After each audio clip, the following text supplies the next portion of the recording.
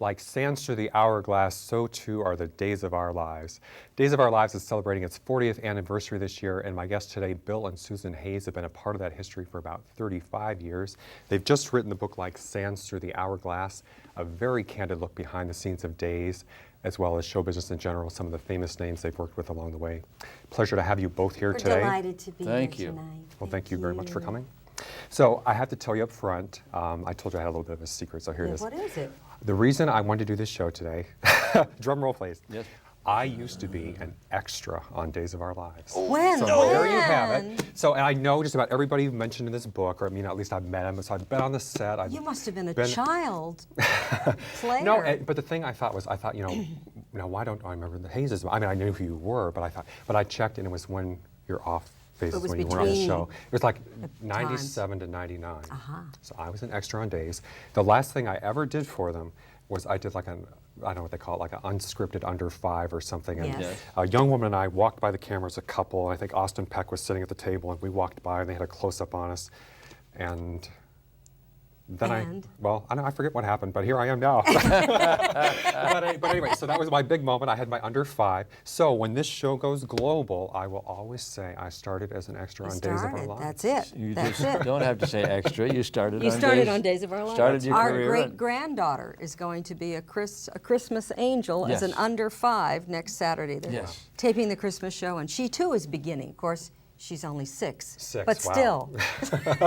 Well, it was a few years ago. I was not She'll quite have a 6. background, yes. Well, it's funny you mentioned that, because the first show that I did, we were there 15 hours. It was the holiday show. It was like November 18th, 1997. And they were doing double shows for Christmas, because as you obviously know, they have the break. And it was one of the most really beautiful experiences, I would have to say, because they had the Christmas tree. The whole cast stood around and sang like "Oh Holy Night" or something. Right. And it was Christmas, it was decorations, people singing in a chorus, and so it was really a great time. And it's like that doing soaps always, because we are taping so far ahead. So by the time you get to Christmas or Thanksgiving or Halloween, you had that holiday 4 weeks ago. Yep. Yeah. You've already peaked. Been there, done that. It's really a nice tradition that Days of Our Lives has done. They've had a Christmas show, I think, on every year for 40 years. Wow. And really nicely. I'm glad you were part of it too. Yeah. That's great. So seriously, I could really relate to it, because when you mentioned, even if we don't hang out today or something, I mean, I knew who the people were most. Although cast has changed some, Cast has always changed. Yeah, but still, quite a few of the people are there or are back. Yeah. And so I was able to relate to that, and so there you have it. That's a nice surprise. But I did find out though. But but I tell you, the first time I worked on that show, I thought, the thing I like about it, everybody here is good looking and nice. And I really thought it was like a very family kind of environment. They try to keep it that way. Yeah. Of course, then I read your book. Then I found out the way it really works behind the scenes. But everything. So, and that's the thing. I mean, your book is a very candid look. In some ways, I mean, very honest about. Not just other people, because people write tell-all books these days, but you're also very candid about yourselves, which I think people aren't always. It's easy to be candid about other people, but even you could have glossed over some things if you wanted to, but you kind of just laid it out there. But this is our run at it. That's we may as well what we be set honest. out to do. We did not want to write a book just for viewers of Days of Our Lives. We wanted it to be a book that if you had never seen a soap or never seen one episode of Days, you could still understand what we were talking about. And Burying Our Souls was part of it. We wanted to talk about our lives before we met. We each had a career and a life before we met. We wanted to talk about. Right. Well, and certainly it's very unusual, I think, although I know at this point you've heard it so many times, but to have a husband and wife, there are soap stars who are married to each other. That's not unusual.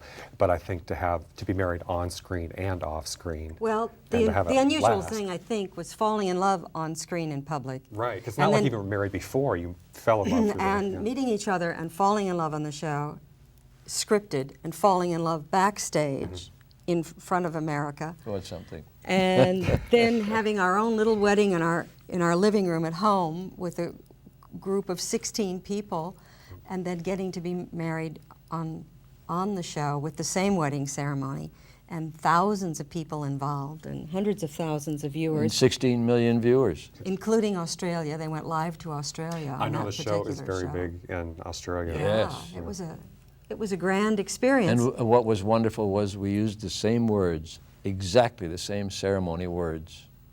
We couldn't use them all because we had time constraints, but because we we did had use commercial breaks. Yes, we did use the same words. So you had the daytime soap and the nighttime soap. Yes, exactly so. Now I wonder which one was better. Yes. They both have been very good to us. I don't think we're together now because of Days of Our Lives. That the bloom would have worn off by then if it was just the romance of the moment or being thrown together, as happens on so many location shoots where you look really good up there in Utah against those red mountains, but back here in Los Angeles in the smog, you don't look quite so entrancing. For us, it's been a closer and closer and stronger relationship every year that goes by. And one of the strongest things that's ever happened to us was writing this book. I thought I knew him. I thought I had experienced vicariously everything that he had been through. I'm sure he felt the same about me, but We learned things about each other. we learned a lot, and we learned to trust each other even more during the writing process. I would go to one end of the house with the yellow legal pad and the pen in my terry cloth robe, and Bill would be at the other end of the house with his legal pad. Then we'd sort of meet at lunchtime and compare notes. And Yeah, and I could tell sometimes you sort of had messages for each other or something, I thought, in Yes. a way, or, you kind of had your say about something, and Well, we just kinda, each had our say. Like the room, like who had the messy room or the Yeah, cleaner who has the room. We cleaner thought about trying to turn on the hot water and the cold water and have it come out of one spigot. Just couldn't work. Just no way we could do that. We thought about having a ghostwriter. Couldn't do that. Thought about yeah, I having think a half the books these days co-author. are, Couldn't do that. It boiled down to he said, she said, Yeah, and I thought it was interesting because you get both perspectives then, and you each saw things slightly differently or had been through other, different experiences. Rashomon And all day long. Right? Yep. Now, but one thing you were very candid about up front was that, well, at least I know, Bill, you said, I think that you weren't necessarily crazy in the beginning about going on a soap opera. No, I had never seen one. I wasn't interested. What I had to do was find a job that would keep me home. No traveling. Because you were on the road for theater. I was on the traveling road all the time. for theater, nightclubs, work in films. I went away, and I needed to stay home. I told my agents, find me a job where I can stay home. And they came up with a soap, and I thought, that'd be just so awful. Because I thought soap opera acting was the world's worst, and soap opera writing was the world's worst. Well, when I got on it, I discovered, hey, these are fabulous actors. They know what they're doing. They're brilliant at their craft. And the writers, too. They have 2 days to write a script. They write a magnificent script. It's really, I hate to say it, but the way they crank it out, it really is down to a Crank it science. out. Because It's an impossible schedule. 40 years of every day. Monday, Tuesday, Wednesday, Thursday, Friday. It's been on every day. There are over 10,000 episodes. It's just impossible. An hour episodes, and in nighttime or in film, if you shoot 7 pages or 12 pages in a sitting day, around, that's a big day. Yeah, big day. And we're shooting 60, 85 pages a Sometimes day, over 100. and no one loses their mind. Well, and again, I think you two, you said, you had more respect for the actors when you worked with them. And as I say, just finding out about your backgrounds, again, I knew who you were, but when I really found out all the things you had done over the years, the singing and the theater and everything else, again, you could just tell that you really brought a lot to it. And, these aren't just, well, and you know what the thing is, I always say now, here's my little 5-minute knock. Every show now I have to knock reality TV. I don't know, that's my thing these days. But I'll tell you, people knock soaps, but I tell you, I can't stand reality TV. I do not like reality TV. And I think soap operas are here and reality TV is here. Because, I don't know, to me it's just garbage. And I don't know why people like reality TV, If but they it do. was It's all reality, the rage. it would be a documentary and be worth watching. Right. Since it's scripted, unreality, masked as reality, it doesn't catch my imagination as much as a work of art or a real person or a real situation.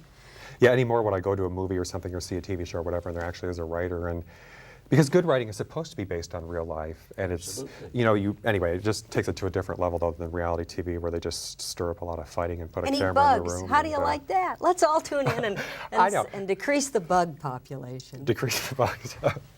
Okay, well, we will be right back with Bill and Susan Hayes from Days of Our Lives.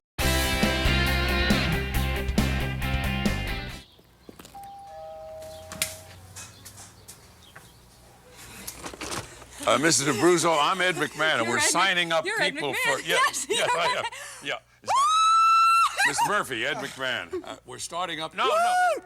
Dreams no. really do Be come at, true. Be at the... Hombre, dinero. No, Con no, cámaras. no time. Yes, Ed con McMahon, cámaras. see. Ed McMahon. Yes, Ed McMahon. We're having our first Ed ever... McMahon. Yes. Tuesday night at the high school. We're starting up the neighborhood watch in this area, and here's all the information. Stevie, get down here, please. No, it's just... 5, 6, 7, 8. No tango dinero. Neighborhood watch. We're having this neighborhood watch, the first one. Right. Larry, put some pants on! I'll come back. Bye-bye. Bye-bye. Thank you. Help play a part in the safety of your community. To find out how you can start or join a neighborhood watch, log on to usaonwatch.org. We are back with Bill and Susan Hayes from Days of Our Lives today, talking about their new book. Well, the one thing I learned about you, Bill, that I did not know was you are a trained killer. Well, Not just on the soap, but in real life. I was Which is why trained- you were sitting further away today than Yes, she is. yes, I can understand that. To explain that remark, I was in the Navy Air Corps during World War II, and we truly were taught to kill. Now, did you kill? No, Okay. no, fortunately. So it's just knowledge that hasn't I- been put to use yet. That's right. And not on me but either. Look out. Watch what you do. Could get interesting at home, That's huh? right. But I never forget opens it. her mouth One more time. And one of the interesting things about you, although there were many, was 3, maybe. Maybe 5. your mother was head writer for Days of Our My Lives. mother was head writer of the show. And Young and the Restless. And she was on the Bill Bell team of Young and the Restless Okay. for She 7 She worked on years. Young and Restless for many years and learned her craft there. Then she came over and worked on Days of Our Lives. And then head wrote the show. became head writer. And she was But- wonderfully talented lady. She was a wonderful lady. She had been a trained actress. She never wrote a word until she was 55 years old. Wow. And then just exploded. Bill Bell selected her, thought she had a great potential, poured years into training her, made her part of his team. She couldn't have been in a better position.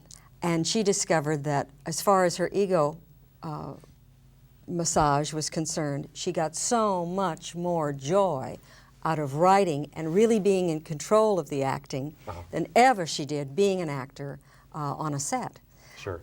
Well, and although she was, unfortunately, when she died, but she was back on Young and the Restless She was as back an on actress Young and the then. Restless. She developed cancer. Her old pals from the writing team and Jeannie Cooper took her out to lunch to cheer her up, and she cheered them up so much they came up with the idea of let's put her on the air.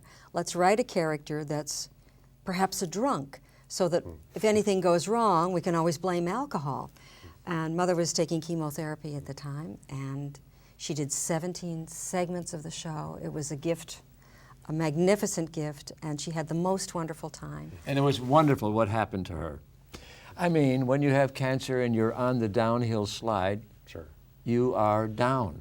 She was depressed. She was down.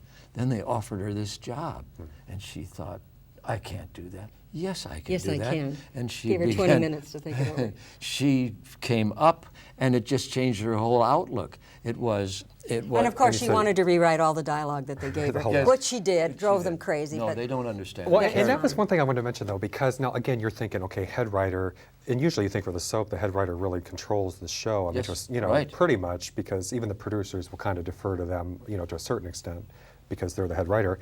But yet, you almost make it seem as though, well, that she was, harassed. yeah, or that it wasn't as powerful as you think. Almost like, I don't want to say underworked and or underpaid and overworked, but or not Well, I not would- as powerful as you think. First, let me say it that was kind any of- head writer of a soap is probably overworked and underpaid because it's a job that almost cannot be done.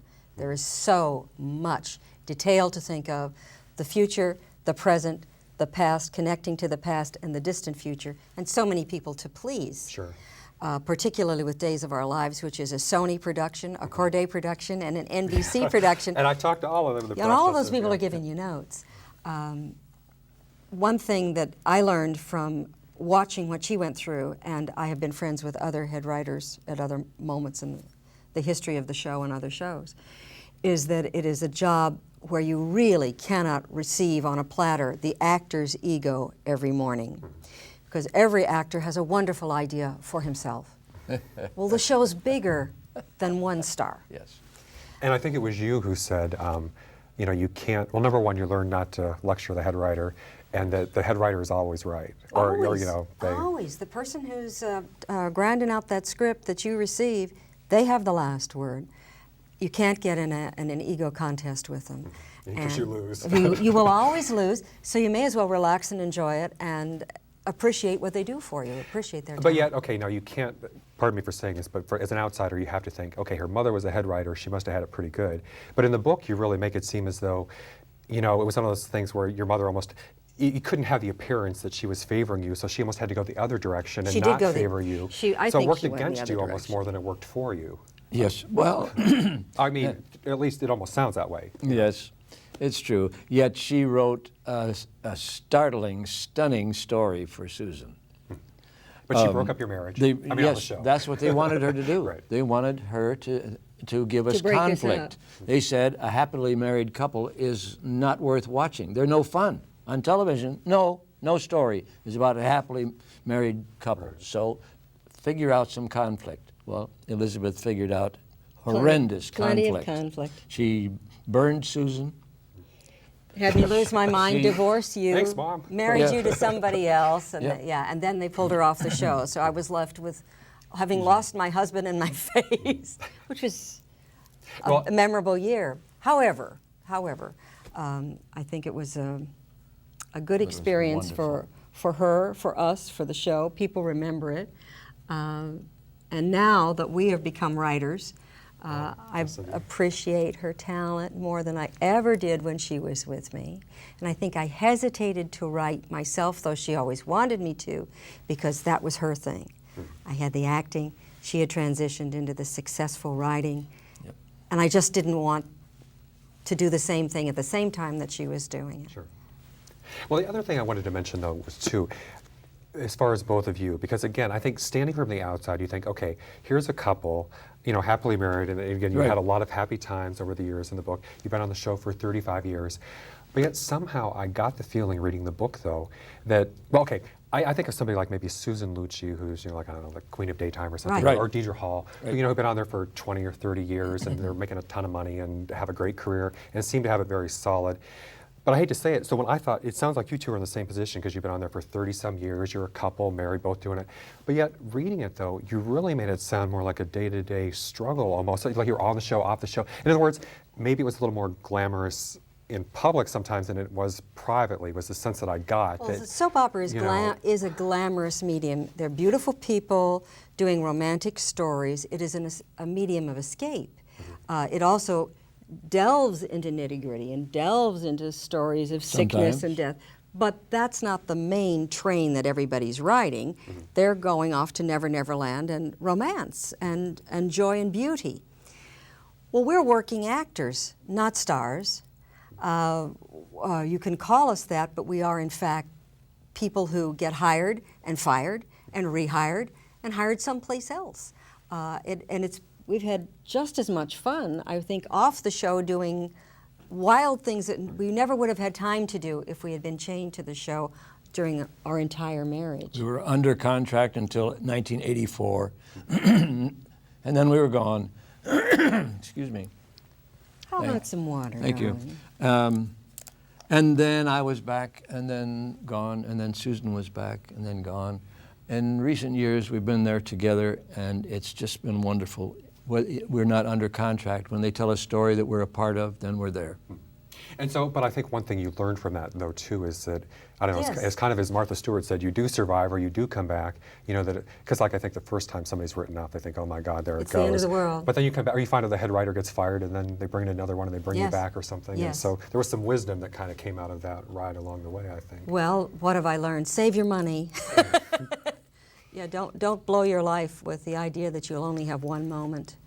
Life can be wonderful and long and richer than you imagine. It gave us an opportunity to do theater together. Yes. To travel the gone. world together, We really have- travel the world. In the last several years, we've been doing cruises. We've been working on cruises, doing lectures. We've been all over the world. It's been what a joy, part of our life. We've been to St. Petersburg, Russia. We've been around the Horn. We've been to Tahiti. We've been to Glacier Bay. Been through the Panama Canal in the Mediterranean. We were in Mediterranean 3 times this year. Wow. Yeah, not bad. I want to hear about that in just a second. Yes. We'll be right back with Bill and Susan Hayes from Days of Our Lives, talking about their book, Like Sands Through the Hourglass. But I love Europe.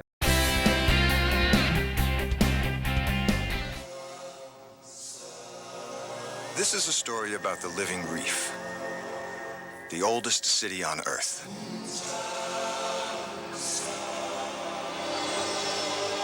These wondrous, complex communities are the most diverse places on the planet and are so important that the ocean cannot exist without them. And we cannot exist without the oceans.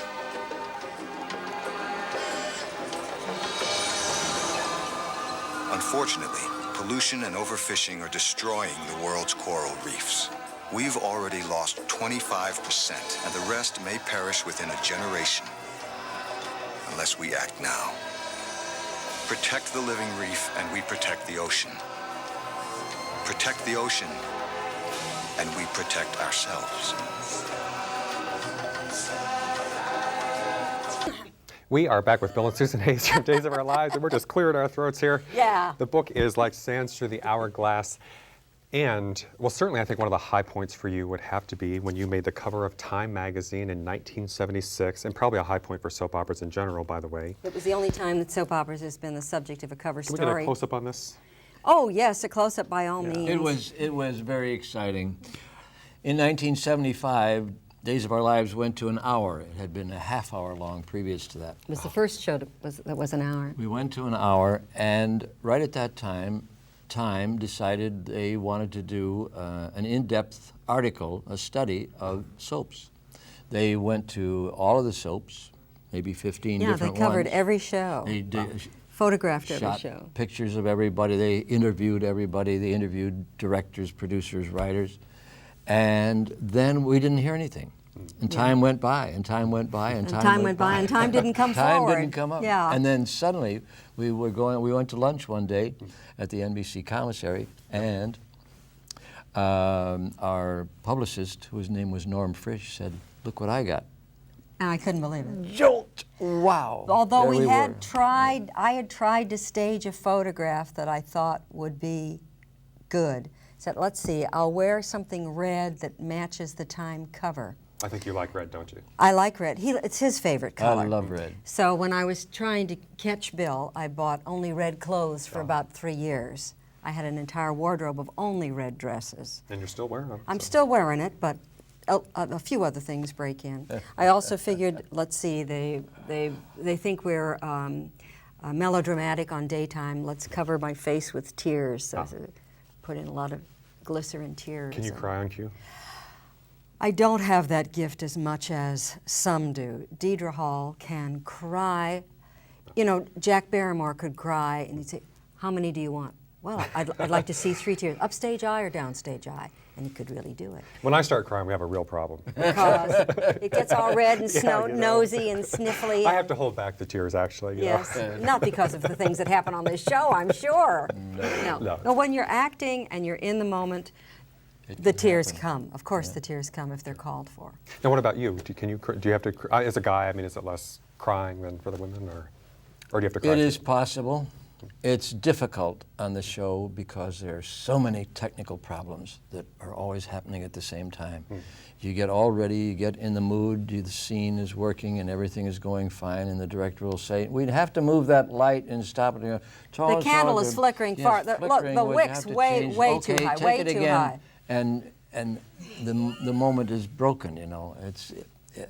I really admire the ones who can stay in the moment through all the things that are going on backstage. Yeah. And I think you almost got crushed by something once, or was that from theater? I think when you came on stage and the stuff that was on Your Show of Shows. Oh, that's right. I was standing ready to go on and sing "Any Place I Hang My Hat Is Home," and a stagehand moved some flats close to the wall of the theater, the back wall of the theater, and they bellied out and they fell. I mean, it was like 4 tons of of scenery. Wow. And it touched my coat. It was that close. Wham! And Marguerite Piazza said, and here's Bill Hayes. Now and out. Crushed to death on live Free TV. and easy, that's my style. Howdy do me, watch me smile. Nothing like live TV, right? Nothing like live TV. Well, there were so many great stories in here. I wish we could cover half of them. But one from your background was, well, I'll let you tell it, but the time that Charles Bronson. Oh, Charlie Bronson. What a charming gentleman. Well, Charlie Bronson was like, his persona was a real one. A gruff man of the earth, sometimes cast heroically and sometimes just cast. In the particular television segment that we were working on, I was quite a girl, and he was chasing me around during the... And apparently most of the cast, from what you said. He met with some success, none with me. But since it was the last day and he wanted very much to have my phone number at least, figuring that I'd never see him again, I gave him my phone number. And it was a false phone number. False phone number. Goodbye, Charlie. Went home. About 2 weeks later, the phone rang, and it was the voice of Charlie Bronson. I was living at home with my mother and grandmother. My grandmother answered the phone. He realized that he had been duped. This was a different number than the one I'd given him. The next day, got a call from MGM saying, we're going to do some retakes on that scene. I got the pages. She becomes hysterical, and the Charlie Bronson character slaps her into...